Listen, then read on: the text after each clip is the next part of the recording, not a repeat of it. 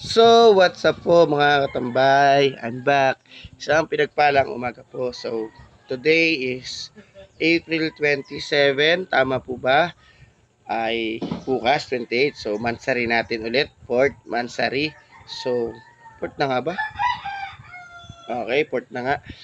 So, kita-kita tayo bukas ng gabi sa aking live.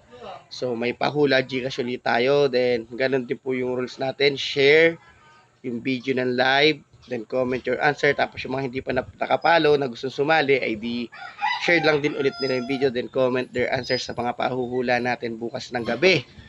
At congrats po sa ating weekly winner ng Top Sharer ha, si Ate Ana Marie Otalia Briones. Shoutout po sa iyo.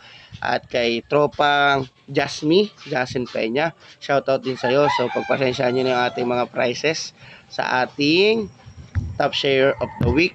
So meron ako kahapong ginawa. So doon comment nyo yung mga gusto magkaroon na gustong mapili o kung gustong sino lucky pick, i-comment nyo yung Gcash number nyo tsaka Gcash name, then location nyo po para alam ko kung hanggang sa nakakaabot yung video na nakakapanood ng aking ginagawa. Kahit hindi pa ganun kaganda at hindi pa ganun kapulido, pasensya na kayo, pero pinipili ko at least kahit paano makapagpasaya pa rin sa inyo mga katambay bilang isang tambay. So yun lang po muna at God bless po mga katambay. Mag-ingat sa araw-araw lalo sa init ng panahon. Sobrang init talaga, umaga pa lang pawis na tayo mga katambay.